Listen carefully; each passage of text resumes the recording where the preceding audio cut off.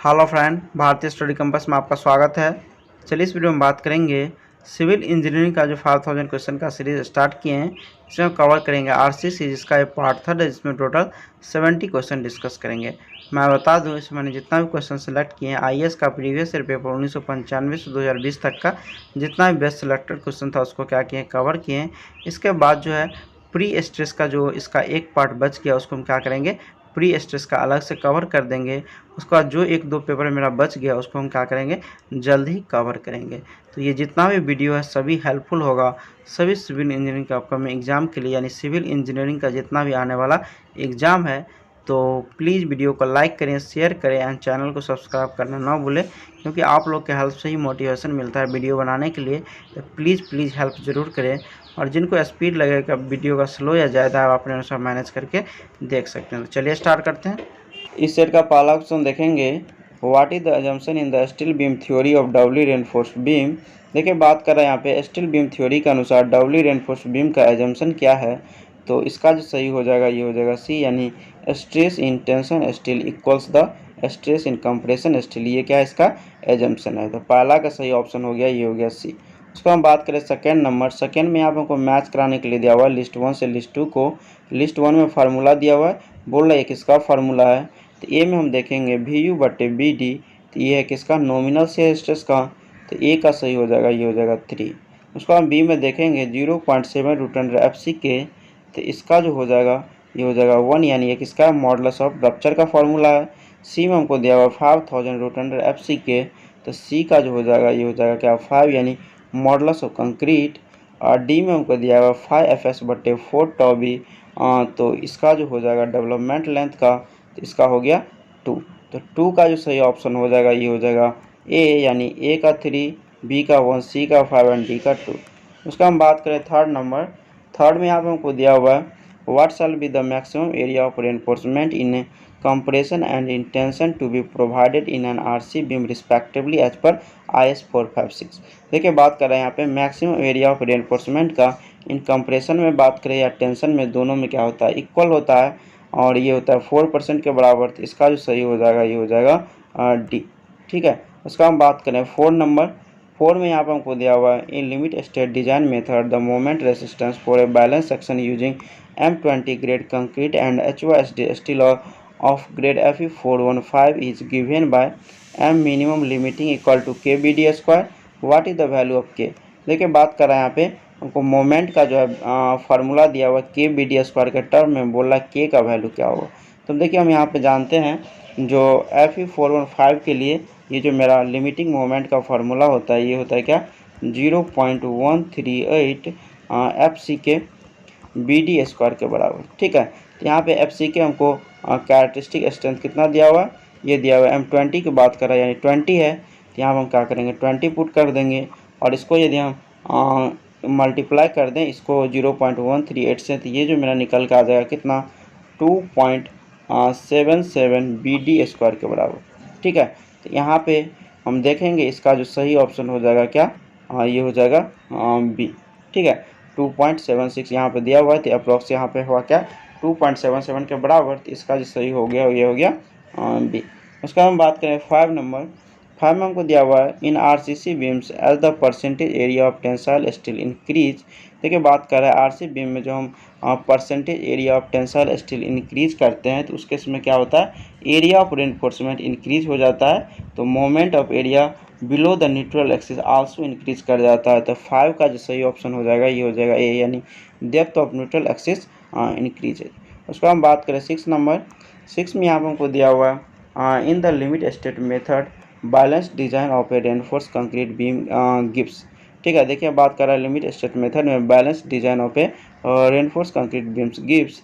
तो 6 का जो हो जाएगा ये हो जाएगा ए, यानी smallest concrete section and maximum area reinforcement. ठीक है, उसको हम बात करें 7 नंबर, 7 में यहाँ पर हमको दिया हुआ है the maximum percentage of moment redistribution allowed in RCC beam. देखिए बात करें यहाँ पे maximum percentage of moment redistribution allow है कितना RC बीम में, यह 30%। तो 7 का जो सही ऑप्शन हो जाएगा ये हो जाएगा सी। उसका हम बात करें 8 नंबर, 8 में हमको दिया हुआ है the minimum strain at failure in the tensile reinforcement Fy equal to 400 mega pascal of RCC beam as per limit state method.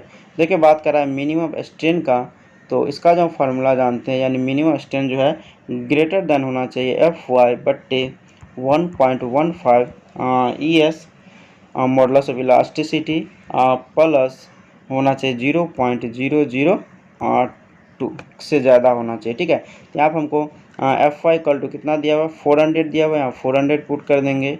और ES इक्वल टू हम जानते हैं स्टील के लिए कितना लेते हैं, ये लेते हैं 2 × 10⁵ के बराबर। तो इसको यदि हम सॉल्व करते हैं तो ये निकल के आता है क्या 0.0037 के बराबर। तो 8 का जो सही ऑप्शन हो जाएगा ये हो जाएगा सी। उसका हम बात करें 9 नंबर। 9 में यहाँ पर हमको दिया हुआ है minimum clear cover in mm to the main steel bars in slab beam column and footing respectively are. तो देखिए बात कर रहे हैं मिनिमम क्लियर कवर हम कितना लेते हैं स्लैब के लिए, बीम के लिए, कॉलम के लिए एंड फुटिंग के लिए। तो इसका जो सही हो जाएगा ये हो जाएगा 9 का क्या बी, यानी हम लेते हैं स्लैब के लिए 15 लेते हैं मिनिमम, बीम के लिए 25 लेते हैं, कॉलम के लिए 40 लेते हैं और फुटिंग के लिए कितना लेते हैं 75 लेते हैं। 10 नंबर देखेंगे a reinforce concrete cantilever porch as thickness T the main reinforcing steel will place. तो इसमें जो है मेन रेनफोर्सिंग स्टील हम प्लेस करते हैं कहाँ, close to the top surface. तो 10 का जो सही ऑप्शन हो जाएगा ये हो जाएगा डी। उसका हम बात करें 11 हमको दिया हुआ है consider the following statements cement mortar richer than 1:3 are not use in masonry work because. देखिए इससे रिलेटेड हमको 3 स्टेटमेंट दिया हुआ है, बोल रहा है कौन कौन सही है। जो सीमेंट मोटार जो है रिचर देन 1:3 से हम ज़्यादा नहीं यूज करते हैं, यानी इसका जो मेन रीजन है there is no gain in strength of masonry. तो पहला स्टेटमेंट सही है। सेकेंड हमको दिया हुआ है देयर इज हाई श्रिंकेज, तो सेकेंड भी सही है। थर्ड हमको दिया हुआ है they are prone to segregation, तो थर्ड स्टेटमेंट क्या है गलत है। तो 11 का जो सही ऑप्शन हो जाएगा ये हो जाएगा बी। उसके बाद हम बात करें 12 नंबर। 12 हमको दिया हुआ है if the depth of actual neutral axis in a beam is more than the depth of critical axis then the beam is called. देखिए यहाँ पर बात कर रहा है जो डेप्थ ऑफ जो न्यूट्रल एक्सिस जो है मेरा बैलेंस सेक्शन का, ठीक है, मान लीजिए बैलेंस सेक्शन का मेरा क्या डेप्थ ऑफ न्यूट्रल एक्सिस, यानी इसको एक्सिस से डिनोट कर देते हैं। और यहाँ पे बात कर रहा है जब डेप्थ ऑफ न्यूट्रल एक्सिस क्या हो जाएगा इंक्रीज कर जाएगा, यानी इसको हम एक्स यू मान लेते हैं। यदि एक्स यू जो ग्रेटर हो जाएगा एक्सिस से, तो ये जो दिखाएगा ओवर रेनफोर्स्ड बीम को। यदि एक्स यू जो है लेस देन हो जाएगा एक्सिस से, तो ये दिखाएगा किसका अंडर रेनफोर्समेंट बीम का। तो यहाँ जो सही ऑप्शन हो जाएगा ये हो जाएगा ए, यानी ये मेरा क्या है एक्स यू जो ग्रेटर है एक्सिस से। ठीक है, 13 देखेंगे if a two way slab is found to be unsafe in shear then the preferred immediate. देखिए बात कर रहा है यहाँ पे टू-वे स्लैब जब क्या होगा अनसेफ होगा शेयर में, तो इसके लिए हम क्या प्रेफर करते हैं, इसके लिए प्रेफर करते हैं to increase the thickness of the slab adequately. ठीक है, तो 13 का जो सही ऑप्शन हो जाएगा ये हो जाएगा सी। उसको हम बात करें 14 में हमको दिया हुआ magnitudes of minimum reinforcement recommended for reinforce concrete using mild steel in slabs and column are. देखिए बात करें यहाँ पे मिनिमम रेनफोर्समेंट का इन केस ऑफ स्लैब में और कॉलम में, तो इसका जो सही हो जाएगा ये हो जाएगा डी, यानी स्लैब के केस में मिनिमम रेनफोर्समेंट कितना यूज करते हैं 0.15% और कॉलम के केस में 0.80%। इसका जो सही हो गया ये हो गया डी। इसका हम बात करें 15 में हमको दिया हुआ है a simply supported beam is consider as a deep beam if the ratio of effective span to overall depth is less than. तो ये लेस देन किससे होता है, ये होता है 2 से। तो 15 का जो सही ऑप्शन हो जाएगा ये हो जाएगा बी। इसका हम बात करें 16 में हमको दिया हुआ है यहाँ पे consider the following statements for longitudinal reinforcement in a RC member to resist earthquake force. देखिए बात कर रहे हैं यहाँ पे हमको स्टेटमेंट दिया हुआ है 3, हम बोल रहे हैं लॉन्गिट्यूडनल रेनफोर्समेंट इन आरसी मेंबर जो रेसिस्ट करता है अर्थक्वेक फोर्स को। तो यहाँ पे हम पहला देखेंगे, पहला हमको दिया हुआ है the tension steel ratio on any section shall not be less than 0.24 root under FCK by FY। तो ये स्टेटमेंट गलत है क्योंकि इसका फार्मूला जो होता है 0.24 रूट अंडर FCK बट्टे FY। यहाँ पे नीचे वाला पोर्शन जो है रूट में नहीं होता है। ठीक है, सेकेंड हमको दिया हुआ है there shall be 2 bars at top as well as bottom of the member throughout. तो ये स्टेटमेंट क्या है सही है। थर्ड हमको दिया हुआ है the positive steel at a joint face must be least equal to half the negative steel at that face. तो ये भी सही है। तो 16 का जो सही हो जाएगा ये हो जाएगा सी, यानी 2 और 3 क्या है सही है। उसका हम बात करें 17 में हमको दिया हुआ है splicing of rebars in RC members RC beams can be done at section where. तो इसका जो सही ऑप्शन हो जाएगा 17 का ये हो जाएगा बी, यानी bending moment is less than half of the maximum bending moment in beam. उसके बाद हम बात करें 18 में हमको दिया हुआ है critical section for share in case of flat slab is. देखिए बात कर रहा है शेयर के केस में जो क्रिटिकल सेक्शन जो होता है ये होता है क्या, at a distance of d/2 from the periphery of the column the capital and the drop panel. ठीक है, तो 18 का जो सही ऑप्शन हो गया ये हो गया बी। 19 देखेंगे, the enlarge head of the supporting column of A flat slab is called. इसको जो है हम कैपिटल के नाम से जानते हैं। तो 19 का जो सही ऑप्शन हो जाएगा ये हो जाएगा ए। उसका हम बात करें 20 में को दिया हुआ in reinforced brick work slab the diameter of main reinforcement self referred not exceed. तो ये देखिए यहाँ पे डायो जो मेन रेनफोर्समेंट हम ब्रिक वर्क स्लैब के केस में जो हम यूज़ करते हैं ये कितना यूज़ करते हैं 12 mm के बराबर। तो 20 का जो सही ऑप्शन हो जाएगा ये हो जाएगा सी। उसका हम बात करें 21 में हमको दिया हुआ है what is the minimum area of tensor reinforcement in beam when Fe415 is use. देखिए बात करें यहाँ पे minimum area of tension reinforcement निकालने के लिए इसका जो फार्मूला जानते हैं ये जो मेरा होता है AST/BD। इसको यदि हम 100 से मल्टीप्लाई कर दें ये जो मेरा बराबर हो जाता है 0.85/FY का, और इसको भी हम क्या करेंगे 100 से मल्टीप्लाई कर देंगे तो ये मेरा परसेंटेज में आ जाएगा। यानी ये जो दिखाता है हमको क्या minimum area of tension reinforcement in percentage में, और यहाँ पे ये बराबर है 0.85/FY का। यहाँ पे FY की जगह हम कितना यूज कर लेंगे 415, तो यहाँ पे 415 यूज़ कर देंगे। इसको 100 से मल्टीप्लाई कर दिए तो ये मेरा परसेंटेज में आ जाएगा और ये निकल के आएगा 0.2%। तो 21 का जो सही ऑप्शन हो जाएगा ये हो जाएगा डी। उसका हम बात करें 22 में हमको दिया हुआ है the bending stress in A T beam section is maximum. देखिए बात कर रहा है यहाँ पे बेंडिंग स्ट्रेस जो है टी बीम सेक्शन में कहाँ मैक्सिमम होगा। तो यहाँ पे हम बता दें टी बीम का यदि हम डायग्राम देखें तो कुछ इस टाइप से दिखेगा। इसमें देखिए न्यूट्रल एक्सिस मेन रूप से जो है क्या फ्लैंज साइड लाई करता है। तो उस केस में क्या होता है बेंडिंग स्ट्रेस मैक्सिमम होता है एट द बॉटम फाइबर में। 22 का जो सही ऑप्शन हो जाएगा ये हो जाएगा सी, यानी 3 ओनली क्या है करेक्ट है। उसका हम बात करें 23 में हमको दिया हुआ है reinforce concrete slab are design for. ये जो हम डिज़ाइन करते हैं किसके लिए, शेयर के लिए, फ्लेक्चर के लिए, positive bending moment and negative bending moment, यानी दोनों के लिए। तो इसका जो सही ऑप्शन हो जाएगा 23 का ये हो जाएगा डी, यानी 1, 2, 3 एंड 4 सभी स्टेटमेंट क्या है सही है। उसका हम बात करें 24 में हमको यहाँ पे दिया हुआ है consider the following statements. 2 statement दिया हुआ है, बोल रहा कौन कौन सही है। पहला दिया हुआ है the minimum steel required meant for slab are based on consideration of shrinkage and temperature effects along and not on strength। तो ये स्टेटमेंट क्या है सही है। सेकेंड हमको दिया providing excessive reinforcement in beams can result in congestion thereby adversely affect the proper placement and compaction of concrete। तो ये भी स्टेटमेंट सही है। 24 का जो सही ऑप्शन हो जाएगा ये हो जाएगा सी, यानी बोथ 1 और 2 क्या है करेक्ट है।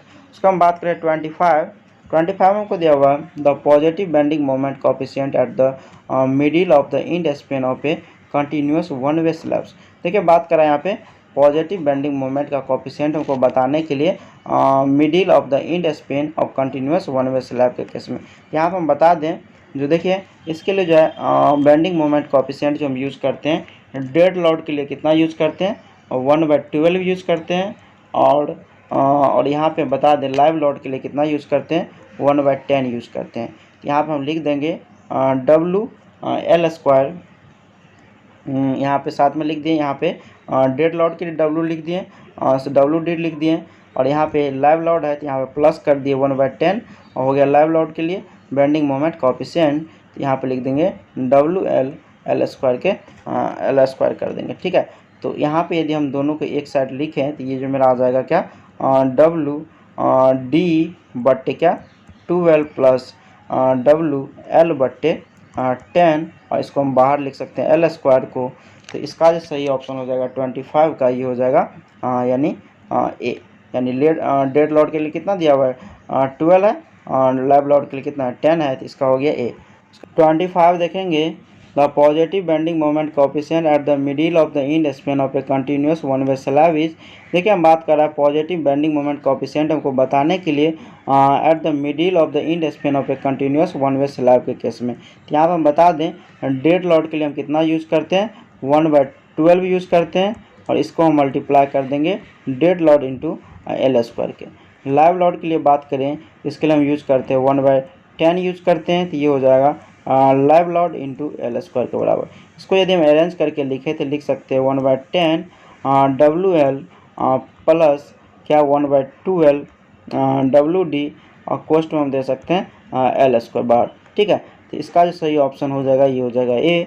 उसका हम बात करें 26, तो 26 में हमको दिया हुआ a beam of size 250 mm width and 460 mm effective depth is subjected to limit state moment of 146 kN if M20 grade concrete and Fe 415 steel are used, the area of steel required will be। देखिए बात कर रहा है यहाँ पे area of steel हमको निकालने के लिए, और यहाँ पे हमको दिया हुआ है ग्रेड M20 दिया हुआ है, और हमको Fe दिया हुआ है 415। ठीक है, इसके लिए हम सबसे पहले क्या करेंगे, लिमिटिंग मोमेंट निकाल लेंगे और चेक करेंगे इस मोमेंट से बराबर है या क्या है। ठीक है, उसके अनुसार जो कंडीशन आएगा उसके बाद हम क्या करेंगे, एरिया ऑफ स्टील का फार्मूला यूज करके इसको AST निकाल लेंगे। ठीक है, यहाँ पे सबसे पहले हम क्या करते हैं, लिमिटिंग मोमेंट निकालते हैं। MU लिमिटिंग यदि निकालते हैं तो इसका जो फार्मूला होता है 0.138 FCK BD स्क्वायर के बराबर। ठीक है, यहाँ पे देखिए FC को यानी कैरेक्टरिस्टिक स्ट्रेंथ कितना दिया हुआ है, M20 दिया हुआ है तो यहाँ 20 यूज़ कर देंगे। B इक्वल टू हमको 250 दिया हुआ है तो यहाँ 250 यूज़ कर देंगे, और इफेक्टिव कितना है 460 है तो यहाँ 460 का स्क्वायर हो जाएगा। इसको यदि हम सॉल्व करते हैं तो ये निकल कर आता है 146 kN के बराबर। ये मेरा हो गया क्या, लिमिटिंग मोमेंट।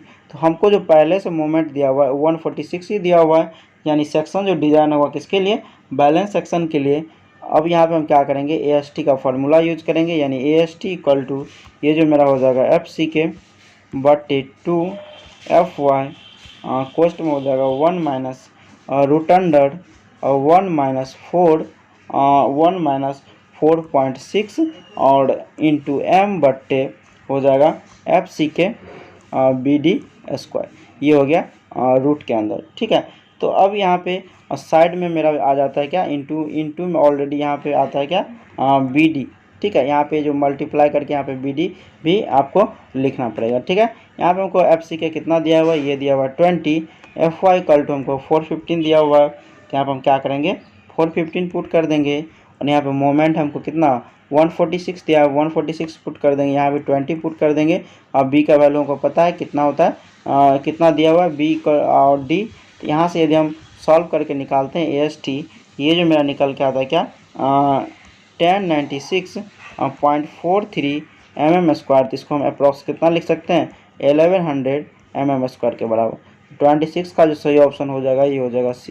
उसका हम बात करें 27 हमको दिया हुआ है which one of the following statement is correct. यहाँ पे हमको बोल रहा है कौन सा स्टेटमेंट करेक्ट है। ठीक है, ए में हम देखेंगे maximum longitudinal reinforcement in an axial loaded short column is 6% of gross sectional area. तो ये स्टेटमेंट सही है, क्योंकि इसके लिए हम यूज़ करते हैं मिनिमम यूज़ करते हैं 0.8% और मैक्सिमम यूज़ करते हैं 6%। यहाँ पे मैक्सिमम की बात कर रहा है तो यहाँ 6% है, तो इसका पहला ऑप्शन क्या है, करेक्ट है।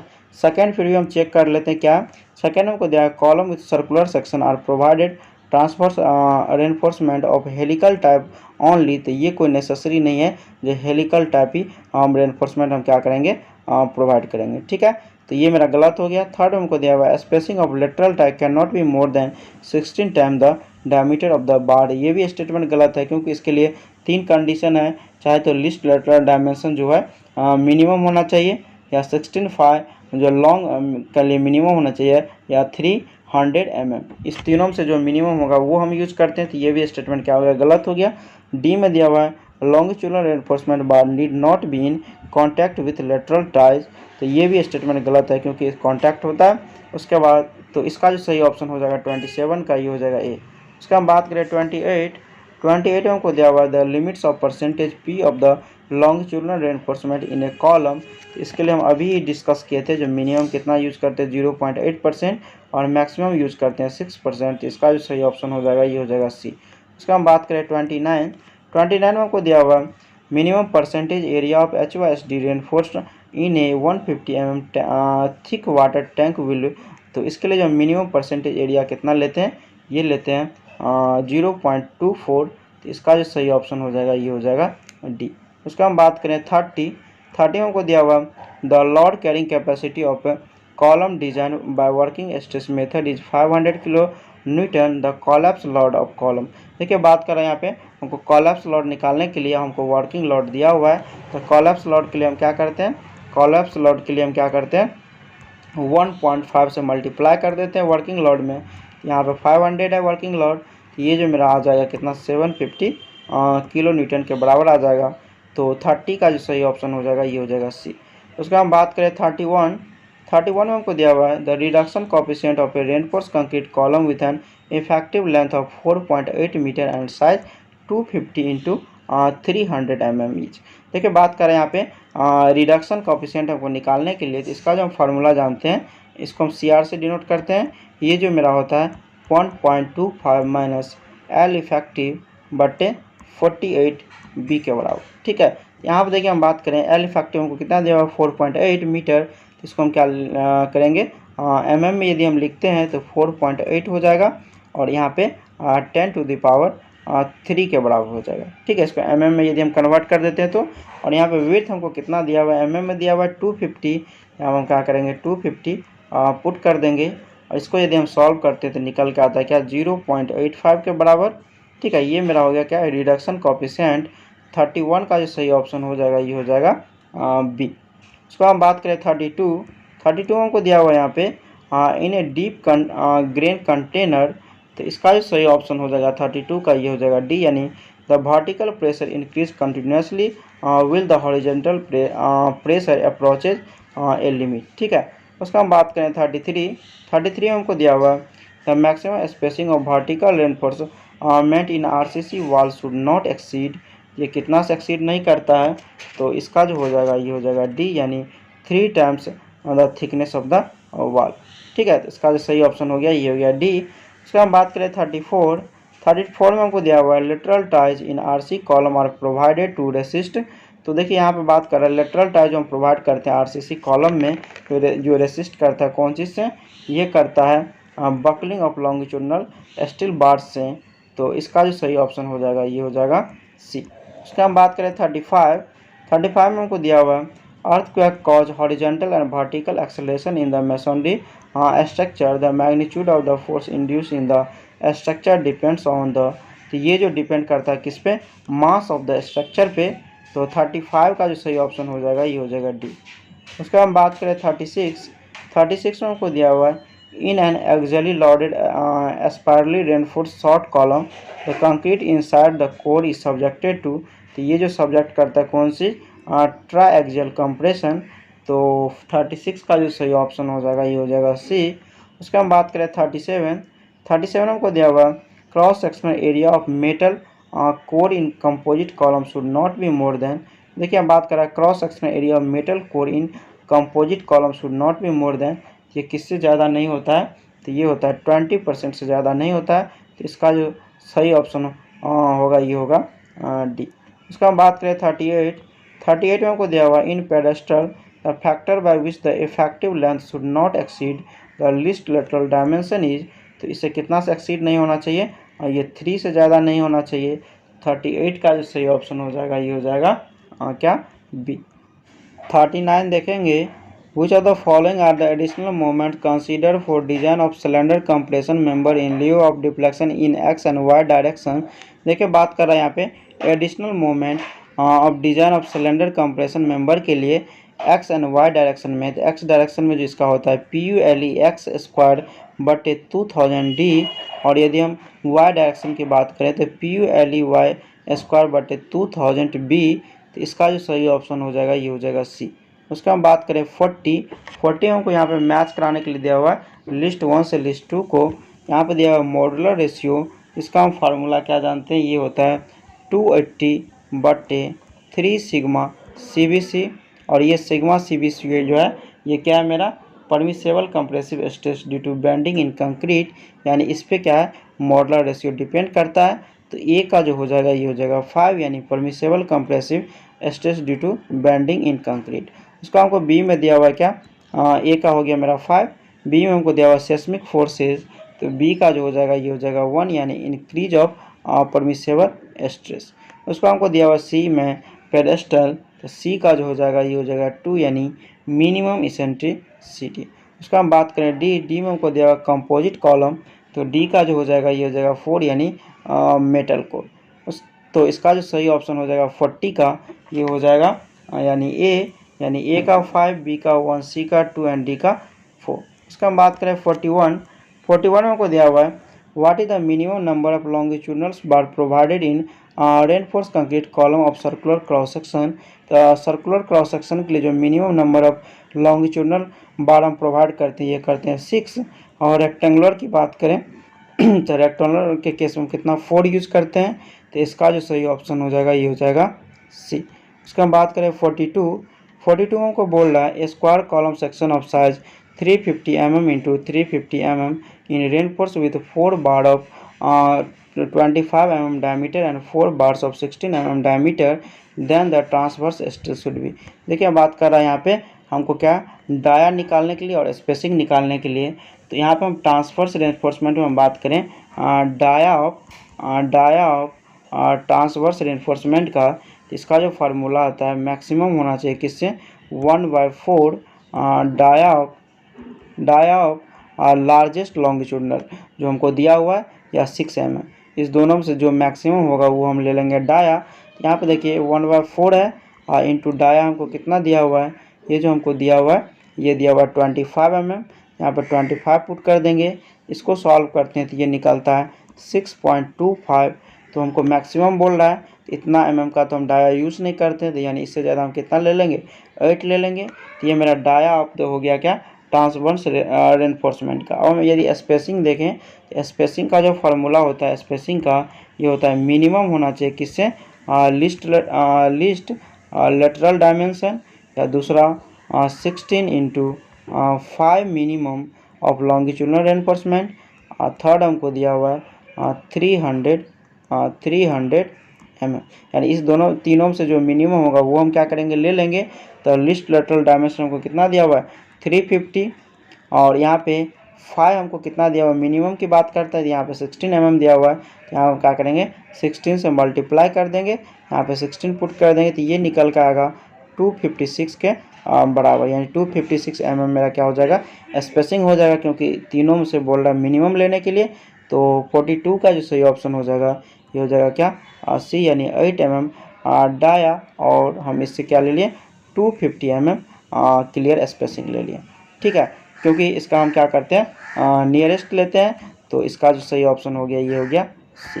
उसका हम बात करें 43 हमको दिया हुआ है an axially loaded column is of 300 into 300 mm size, effective length of column is 3 metre, what is the minimum eccentricity of the axial load for the column. यहाँ देखिए बात कर रहे हैं मिनिमम इसेंट्रिसिटी निकालने के लिए, इसका हम फार्मूला जानते हैं मिनिमम इसेंट्रिसिटी का, ये जो होना चाहिए क्या मैक्सिमम होना चाहिए L/500 प्लस D/30। इसमें से जो मैक्सिमम होगा और इधर लेते हैं 20 mm, इस दोनों में से जो मैक्सिमम होगा वो वैल्यू हम क्या लेते हैं मिनिमम इसेंट्रिसिटी के लिए लेते हैं। तो L हमको कितना दिया हुआ है L हमको कितना दिया हुआ है ये दिया हुआ है हमको 3 मीटर, यानी इसको mm में लिखेंगे तो ये जो लिखाएगा 3000। ठीक है, यहाँ पे D की बात कर रहा है तो D यहाँ पे कितना हो जाएगा ये हो जाएगा 300, क्योंकि ये मेरा D equal to lateral dimension. ठीक है, तो 300 हो गया यहाँ पे। इसको यदि हम सॉल्व करते हैं तो ये निकल कर आता है क्या 16 mm के बराबर, और यहाँ 20 mm, तो दोनों में से मैक्सिमम लेना है। तो 43 का जो सही ऑप्शन हो जाएगा ये हो जाएगा D। 44 देखेंगे A rectangular reinforced column B into D has been subjected to uniaxial bending moment M and axial load P. Characteristic strength of concrete FCK. Which one among the following column design curves show the relationship between M and Q qualitatively. देखिए बात कर रहे हैं यहाँ पे हमको relationship दिखाने के लिए M और P के बीच में। तो ये देखिए ये जो हमको दिया हुआ है इंट्रैक्शन डायग्राम दिया हुआ है, तो इसका जो सही हो जाएगा ये हो जाएगा मेरा क्या D, यानी ये जो रिलेशनशिप है P और M के बीच में, तो डायग्राम मेरा कुछ इस टाइप का दिखेगा। ठीक है, यहाँ पे जैसे हम लॉड इंक्रीज करेंगे तो पहले केस में मोमेंट इंक्रीज होगा, फिर क्या होगा डिक्रीज होगा। तो ये जो मेरा किस किस के बीच में P/BD FCK और M/BD² FCK के बीच में। ठीक है, तो इसका जो सही ऑप्शन हो गया ये हो गया D। उसका हम बात करें 45 हमको दिया हुआ what is the minimum nominal percentage longitudinal reinforcement to be provided in a concrete pedestal as per relevant IS code। इसके लिए जो मिनिमम नॉमिनल परसेंटेज रेनफोर्समेंट हम प्रोवाइड करते हैं, ये कितना करते हैं, ये करते हैं 0.15 के बराबर, यानी 0.15 के बराबर।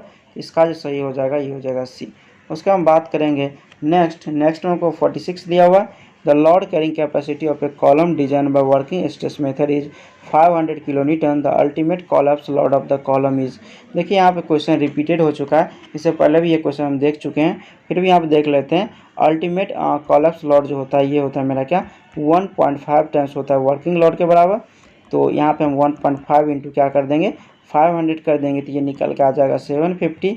तो 46 का जो सही ऑप्शन हो जाएगा ये हो जाएगा C। उसका हम बात करें 47 हमको दिया हुआ है if the load acting on A commonly conventional size RC column increase continuously from 0 to higher magnitudes, the magnitude of the uniaxial ultimate moment that can be allow the column। तो देखिए यहाँ हम बता दें 47 में जो देखिए इंट्रैक्शन डायग्राम यदि हम ड्रॉ करेंगे जो पहले देख चुके हैं, तो ये डायग्राम मेरा कुछ इस टाइप से दिखता है, इस टाइप से दिखता है। और यहाँ पे देखिए जैसे बोला लोड इंक्रीज करेंगे तो फर्स्ट केस में क्या होता है मोमेंट इंक्रीज करता है इनिशियली, फिर क्या होता है मोमेंट डिक्रीज करता है। यानी ये डायग्राम किसके बीच में था PU/FCK BD, ये मेरा था क्या MU/FCK B² के बीच में। ठीक है, तो यहाँ पे जो होता है जब लोड हम अप्लाई करते हैं मैग्नीट्यूड ऑफ लोड, तो उसके केस में क्या होता है मोमेंट डायग्राम, मोमेंट जो है पहले इनिशियली इंक्रीज करता है, फिर क्या होता है डिक्रीज करता है। तो इसका जो सही ऑप्शन हो जाएगा 47 का ये हो जाएगा C, यानी इंक्रीज एंड देन डिक्रीज। उसका हम बात करें 48 हमको दिया हुआ है purpose of lateral tie in short RC column is to. तो देखिए यहाँ बात कर रहा है पर्पस, हम किस पर्पस से लेटरल टाई का यूज़ करते हैं RC कॉलम में। 48 का जो सही ऑप्शन हो जाएगा D, यानी avoid buckling of longitudinal bars. ठीक है, उसका हम बात करें 49 हमको दिया हुआ है according to IS 456 maximum slenderness ratio for a short concrete column. देखिए IS कोड के अनुसार मैक्सिमम सिलेंडरनेस रेशियो हम जो यूज करते हैं शॉर्ट कॉलम के लिए यूज करते हैं लेस देन 12 होना चाहिए, और लॉन्ग कॉलम के लिए ग्रेटर देन 12 होना चाहिए। तो इसका जो सही ऑप्शन हो जाएगा ये हो जाएगा A। उसका हम बात करें 50 हमको दिया हुआ है the effective length of RC column continuously through two storeys properly restrained at both in position and direction is. तो इसके लिए जो इफेक्टिव लेंथ होगा क्या 0.50 L के बराबर। तो 50 का जो सही ऑप्शन हो जाएगा ये हो जाएगा A। उसका हम बात करें 51 में यहाँ पर हमको दिया हुआ है which one of the following representation the ratio of volume of helical reinforcement to volume of core। देखिए यहाँ पे हम जो फार्मूला जानते हैं क्या volume of helical reinforcement by volume of core, यानी इसको डिनोट करते हैं VH/VC, और ये जो मेरा बराबर होता है क्या 0.36 AG/AC -1 इंटू FCK/FY का। ठीक है, 51 का जो सही ऑप्शन हो जाएगा ये हो जाएगा A। उसके हम बात करें 52 हमको दिया हुआ है the effective height of a masonry wall of height हमको दिया हुआ है H restrained full at its top and partially at its bottom. तो इस केस में देखिए इफेक्टिव हाइट की जो हम बात करें तो ये जो मेरा कितना होता है ये जो होता है मतलब 0.85 H के बराबर। तो इसका जो सही हो जाएगा ये हो जाएगा B।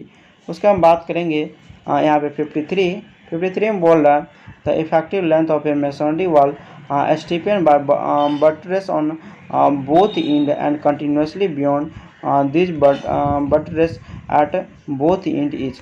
तो देखिए बात करें यहाँ पे इफेक्टिव लेंथ निकालने के लिए, इसका यदि हम डायग्राम देखें तो डायग्राम कुछ इस टाइप से हमको दिखेगा। ठीक है, इस तरह से क्या है दोनों साइड से कनेक्टेड है, और ये मेरा हो गया L हो गया। ठीक है, तो यहाँ पे यदि हम एल इफेक्टिव की बात करें तो ये मेरा होता है 0.8 एल के बराबर।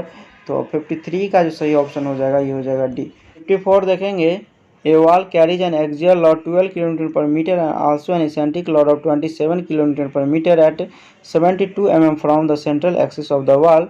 The equivalent eccentricity is nearly। देखिए बात करें यहाँ पे इक्विवेलेंट इसेंट्रिसिटी हमको निकालने के लिए इसका जो हम फार्मूला जानते हैं E = ये जो होता है W2 इंटू ई डैश बट्टे W1 प्लस W2 के बराबर। ठीक है, यहाँ पे देखिए W2 जो डिनोट किया है किसको, इसेंट्रिक लॉड को, तो यहाँ पर हम पुट कर देंगे 27, और W1 जो डिनोट किया है किसको, एक्सियल लॉड को, तो यहाँ पर हम क्या करेंगे 12 पुट कर देंगे, और W2 यहाँ पे मेरा 27 है, ई डैश इक्वल टू कितना दिया हुआ है 72 mm दिया हुआ है, या 72 पुट कर देंगे। इसको यदि सॉल्व करते हैं तो 50 mm के बराबर आता है। तो 54 का जो सही ऑप्शन हो जाएगा ये हो जाएगा डी। उसके बाद हम बात करें 55 को दिया हुआ, how is the deflection in RC beam control as per IS 456। बोल रहा है डिफ्लेक्शन जो है आरसीसी बीम में आरसी बीम में किस तरह से हम कंट्रोल कर सकते हैं। तो 55 का जो सही ऑप्शन हो जाएगा ये हो जाएगा सी, यानी by controlling span by depth ratio से। उसको हम बात करें 56 हमको दिया हुआ है, an RCC column of 4 metre length is rigidly connected to the slab and the foundation, its cross section is 400 × 400 mm², the column will behave is an. देखिए बात करें यहाँ पे कॉलम किस तरह से बिहेव करेगा, तो इसके लिए हम क्या करेंगे स्लेंडरनेस रेशियो चेक करेंगे, और यदि 12 से लेस होगा तो ये होगा शॉर्ट कॉलम, 12 से ज़्यादा होगा तो ये होगा लॉन्ग कॉलम। यहाँ पे देखिए हम स्लेंडरनेस रेशियो का यदि फार्मूला देखें तो एल इफेक्टिव बट्टे लिस्ट लेटरल डायमेंशन हम यूज़ करते हैं, इसके जगह हम बी यूज़ कर देंगे। तो एल इफेक्टिव जो यहाँ पे होगा, यहाँ पे हमको दिया हुआ क्या, length is rigidly connected to slab and the foundation, तो इसके केस में एल इफेक्टिव जो होगा ये होगा 0.65 एल के बराबर। ठीक है, तो एल इक्वल टू हमको कितना 4 मीटर दिया हुआ है, तो आप क्या कर देंगे mm लिखेंगे तो 4000 हो जाएगा, और बट्टे यहाँ पे दे देंगे 400। ठीक है, तो यहाँ जो निकल के आएगा ये निकल के आएगा 6.5 के बराबर, यानी ये लेस है किससे 12 से, तो ये जो होगा शॉर्ट कॉलम होगा, तो इसका जो सही ऑप्शन हो जाएगा ये हो जाएगा बी। 57 देखेंगे, the ultimate load carrying capacity of A short circular column of 300 mm diameter with 1% helical reinforcement of Fe415 grade steel and concrete of M20 grade is nearly. देखिए बात कर रहे हैं यहाँ पे अल्टीमेट लोड कैरिंग कैपेसिटी निकालने के लिए हेलिकल रेनफोर्समेंट के केस में, इस केस में जो इसका हम फार्मूला देखेंगे, ये जो मेरा फार्मूला होता है अल्टीमेट लोड का ये होता है PU = 1.05 कोस्ट में 0.4 FC के क्या AC प्लस 0.67 FY ASC के बराबर। ये मेरा फार्मूला हो गया अल्टीमेट लोड कैरिंग कैपेसिटी का। तो इसके लिए हमको क्या करना पड़ेगा, ASC मतलब एरिया ऑफ स्टील निकालना पड़ेगा, AC एरिया ऑफ कंक्रीट निकालना पड़ेगा, और कैरेक्टरिस्टिक स्ट्रेंथ हमको दिया हुआ कंक्रीट का और स्टील का, तो ये पुट कर देंगे। सबसे पहले हम ASC देखते हैं। ASC के लिए बोल रहा है यहाँ पे 1% हेलिकल रेनफोर्समेंट क्या करते हैं पुट करते हैं। ठीक है, तो यहाँ पे हम यदि ASC देखें तो 0.01 हो जाएगा, यानी 1% को यदि लेंगे तो, और π/4, और हमको डाया कितना दिया हुआ 300 mm, यहाँ पे 300 का स्क्वायर कर देंगे। यहाँ पे एरिया ऑफ स्टील जो हो गया ये मेरा हो गया। ठीक है, अब यदि हम एरिया और कंक्रीट देखें AC, तो ये कितना 1% स्टील यूज किए तो 99% मेरा क्या होगा कंक्रीट होगा, यानी 0.99 इंटू π/4 इंटू 3 का स्क्वायर हो जाएगा। ये मेरा हो गया एरिया ऑफ कंक्रीट। और हम क्या करेंगे यहाँ पे ASC का वैल्यू पुट कर देंगे, और यहाँ से AC का वैल्यू पुट कर देंगे। FC के बराबर कितना दिया हुआ है ग्रेड ऑफ कंक्रीट ये है 20, तो यहाँ पे 20 पुट कर देंगे, और यहाँ पे FY = कितना दिया हुआ 415 दिया हुआ, तो 415 पुट कर देंगे। यहाँ से जो मेरा लॉड निकल के आ जाएगा कितना, यह आ जाएगा 794192.46 न्यूटन के बराबर। इसको यदि हम किलो न्यूटन में कन्वर्ट करें तो यह आ जाएगा 794.192, ठीक है 0.19246 किलो न्यूटन के बराबर। तो 57 का जो सही ऑप्शन हो जाएगा ये हो जाएगा डी। उसके बाद हम बात करें 58 में हमको दिया हुआ है design strength for M20 5 concrete in direct compression, bending compression and flexure tension are respectively. देखिए बात कर रहा है यहाँ पे हमको M20 ग्रेड कंक्रीट के लिए बोल रहा है डायरेक्ट कंप्रेशन बताने के लिए, बेंडिंग कंप्रेशन बताने के लिए और फ्लेक्चर टेंशन बताने के लिए। तो इसका जो हम फार्मूला जानते हैं क्या, डायरेक्ट कंप्रेशन के लिए, तो डायरेक्ट कंप्रेशन के लिए जो हम फार्मूला जानते हैं ये होता है 0.4 FCK के बराबर। तो FCK हमको कितना 25 दिया हुआ है, यहाँ 25 पुट कर देंगे तो ये जो मेरा आ जाएगा 10 मेगापास्कल के बराबर। ठीक है, उसके बाद हम बात करें क्या बेंडिंग कंप्रेशन के, तो बेंडिंग कंप्रेशन का जो फार्मूला होता है ये होता है 0.446 FCK के बराबर। यहाँ पे FCK इक्वल टू कितना 25 पुट कर देंगे, ये जो मेरा निकल कर आएगा 11.15 मेगापास्कल के बराबर। और यहाँ पे दिया हुआ फ्लेक्चर टेंशन, तो फ्लेक्चर टेंशन का यदि हम फार्मूला देखें तो यानी ये जो होता है 0.7 रूट अंडर FCK का बराबर। ठीक है, तो यहाँ पे FCK का वैल्यू पुट कर देंगे 25, इसको यदि हम सॉल्व करते हैं तो 3.5 मेगापास्कल के बराबर आता है। तो 58 का जो सही ऑप्शन हो जाएगा ये हो जाएगा मेरा क्या, ये हो जाएगा ए। 59 देखेंगे, a stud is made of a circular bar 5 metre long and pin joint at both ends when freely supported the bar gives a mid spin deflection of 10 mm under a load of 80 Newton at the center। देखिए बात कर रहा है यहाँ पे जो एक stud जो है सर्कुलर बार है, 5 मीटर लॉन्ग है, पिन जॉइंट है बोथ एंड पे, और यहाँ पे डिफ्लेक्शन इसका दिया हुआ है 10 mm और लॉड लग रहा है 80 न्यूटन। इसका यदि हम डायग्राम देखें तो डायग्राम को कुछ इस टाइप से दिखेगा। दोनों एंड पे क्या है, पिन जॉइंट है, यहाँ पर हम क्या किए पिन जॉइंट प्रोवाइड कर दिए दोनों एंड पे।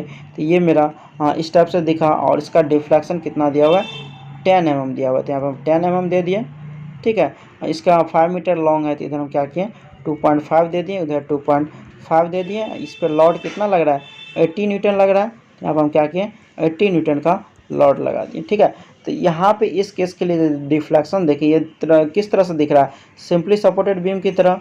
इसका जो डिफ्लेक्शन देखें तो इसका फार्मूला क्या होता है PLQ/48 EI के बराबर।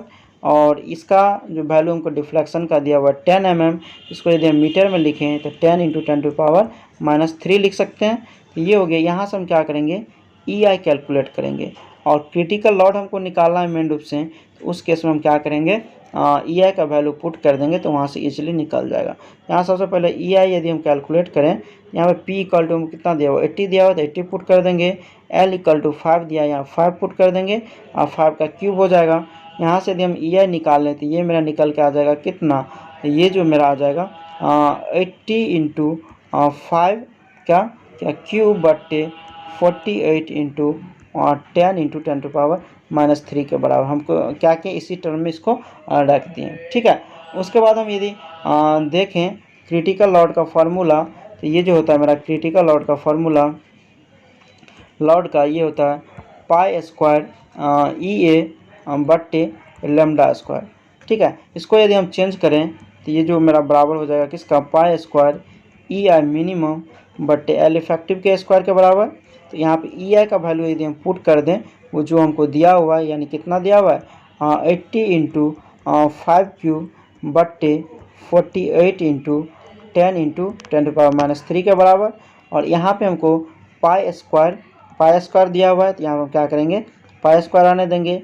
L इफेक्टिव के जगह मेरा क्या है 5 है, क्योंकि दोनों ही एंड पे जब पिन जॉइंट रहता है तो L इफेक्टिव जो होता है L के बराबर होता है।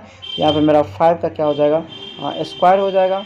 यहाँ से यदि हम कैलकुलेट करें तो ये जो मेरा निकल के आता है 8224.67 न्यूटन के बराबर। तो इसका जो सही ऑप्शन हो जाएगा 59 का, ये हो जाएगा क्या सी। ठीक है, यानी 8225 न्यूटन के बराबर, यानी अप्रॉक्स हो गया इसके बराबर। उसका हम बात करें 60 नंबर, 60 में हमको दिया हुआ है the splicing of a column become necessary where. तो 60 का जो सही ऑप्शन हो जाएगा ये हो जाएगा ए, यानी the available length of structure steel section is less than the required length of the column. ठीक है, उसके बाद हम बात करें 61।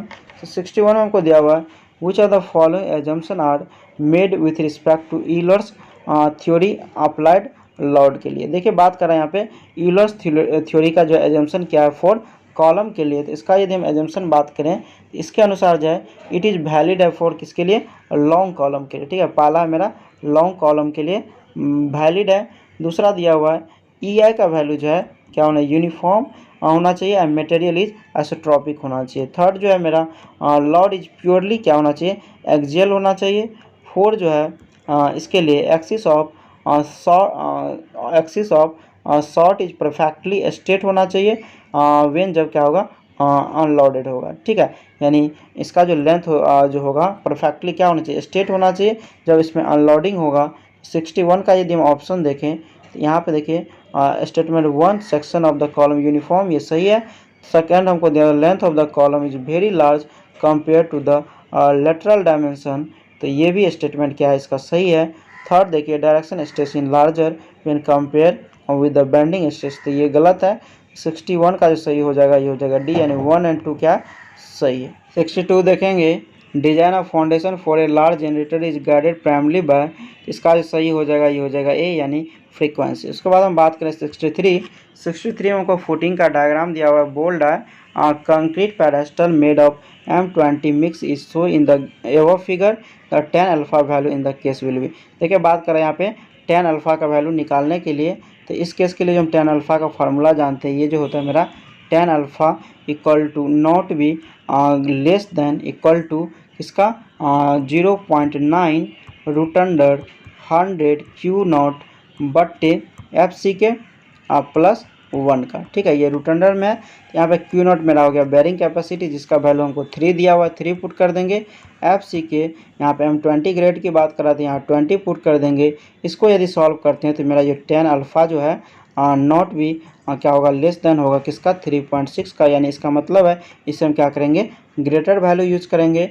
इसका जो सही ऑप्शन हो जाएगा ये हो जाएगा सी, यानी ग्रेटर देन 3.6।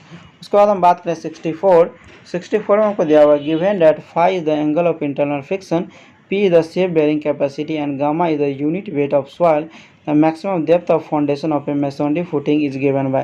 देखिए बात करें यहाँ पे मैक्सिमम डेप्थ ऑफ फाउंडेशन हमको बताने के लिए इसका जो फार्मूला होता है P बटे गामा इंटू 1 माइनस साइन 5 बटे 1 प्लस साइन 5 होल स्क्वायर, इसका जो सही हो गया ये हो गया डी। उसके बाद हम बात करें 65 हमको दिया हुआ है the critical section for two way share of footing is at the, तो इसका जो सही ऑप्शन हो जाएगा 65 का ये हो जाएगा सी, यानी distance d/2 from the column face. 66 देखेंगे which one of the following statement is correct in A combined footing for 2 columns carrying unequal loads, the maximum hogging moment occurs at. देखिए बात कर रहे हैं यहाँ पे कंबाइंड फुटिंग दिया हुआ 2 कॉलम्स का, इस पर अनइक्वल लोड्स लग रहा है, बोल रहा है मैक्सिमम हॉगिंग मोमेंट कहाँ अकर्स करेगा, ठीक है। इसका यदि हम डायग्राम देखें लोडिंग कंडीशन का, तो ये मेरा क्या हो गया, लोडिंग डायग्राम हो गया, जहाँ पे पी लॉड यहाँ पे लग रहा है, पी लॉड यहाँ पे लग रहा है, ठीक है। और ये मेरा इधर से मान लीजिए बेरिंग कैपेसिटी लगा दिया। तो इसका यदि हम शेयर स्ट्रेस डायग्राम देखें तो कुछ इस टाइप से दिखेगा, ये यहाँ पे इस टाइप से, और ये क्या करेगा मिडिल में क्रॉस करेगा और फिर अपर जाएगा, फिर लोअर आएगा, फिर यहाँ पे 0 होगा, ठीक है। इसका यदि हम बेंडिंग मोमेंट डायग्राम देखें तो बेंडिंग मोमेंट डायग्राम कुछ इस टाइप से आएगा, यहाँ पे अपवर्ड बढ़ेगा और यहाँ पे इस तरह नीचे से आएगा और फिर यहाँ पे क्या होगा अपवर्ड होकर यहाँ शिफ्ट कर, मतलब इस टाइप से दिखेगा। तो यहाँ पे बात कर रहा है मैक्सिमम हॉगिंग मोमेंट कहाँ अकर्स करेगा, तो देखिए जहाँ पे शेयर फोर्स क्या है 0 है उस जगह पे क्या हो रहा है मैक्सिमम हॉगिंग मोमेंट दिख रहा है। ऊपर वाला प्लस होता है नीचे वाला माइनस, तो ये नीचे वाला हॉगिंग मोमेंट को दिखा रहा है। तो 66 का जो सही ऑप्शन हो जाएगा ये हो जाएगा डी, यानी A section having 0 shear force होगा, वहाँ पे क्या होगा हॉगिंग मोमेंट दिखेगा, मैक्सिमम हॉगिंग मोमेंट, ठीक है। उसके बाद बात करें 67 हमको यहाँ पे मैच कराने के लिए दिया हुआ है in the case of isolated square concrete footing match the location at which the stress result are to be check where D is the effective depth footing and select the correct answer using the code. यहाँ हमको दिया हुआ stress resultant है, location है। तो ए में हमको दिया हुआ बेंडिंग मोमेंट, इसका जो सही हो जाएगा ये हो जाएगा 1, यानी at face of column. B में हमको दिया 1 वे शेयर, तो बी का हो जाएगा 3, यानी at D from face of column. C में हमको दिया पंचिंग शेयर, तो सी का हो जाएगा 2, यानी at D/2 from the face of column. 67 का जो सही ऑप्शन हो जाएगा ये हो जाएगा मेरा क्या, ये हो जाएगा डी, यानी ए का 1, बी का 3, सी का 2। उसके बाद हम बात करेंगे 68 में हमको दिया हुआ है which one of the following statement following is correct while designing combined footing the resultant of the column load passes through the centre of gravity of the footing slab such that the net soil pressure obtain. देखिए बात करें यहाँ पे जो combined footing दिया हुआ है इसमें कॉलम लोड जो है पास कर रहा है किसका, centre of gravity of footing slab से। तो बोल रहा है उस केस में नेट सॉइल प्रेशर किस टाइप से होगा, तो नेट सॉइल प्रेशर जो होगा यूनिफॉर्म होगा। तो 68 का जो सही ऑप्शन हो जाएगा ये हो जाएगा सी। उसके बाद हम बात करें 69 हमको दिया हुआ है the critical section for maximum bending moment in the footing under masonry wall is located at. ये जो लोकेट करता है कहाँ पे, ये करता है Midway between the face and the middle of the wall. तो 69 का जो सही ऑप्शन हो जाएगा ये हो जाएगा सी। उसके बाद इस सेट का लास्ट क्वेश्चन देखेंगे 70। इसमें दिया हुआ है consider the following statements the design depth of the footing for an isolated column is govern by. तो इसमें जो है गवर्न करता है मैक्सिमम शेयर फोर्स और पंचिंग शेयर। तो 70 का जो सही ऑप्शन हो जाएगा ये हो जाएगा क्या, यानी डी, यानी 2 और 3 ओनली क्या है, करेक्ट है। ठीक है, तो चलिए इस सेट का लास्ट क्वेश्चन था। वीडियो कैसा लगा आप प्रतिक्रिया जरूर दें। इसके बाद इसका जो है एक पार्ट और आएगा जिसमें प्री स्ट्रेस वाला रहेगा, उसको हम अलग से एक पार्ट में क्या करेंगे बना देंगे। ठीक है, इसके अलावा जो भी पेपर बच गया उसको हम जल्दी कंप्लीट करेंगे। तो थैंक यू फॉर वॉचिंग।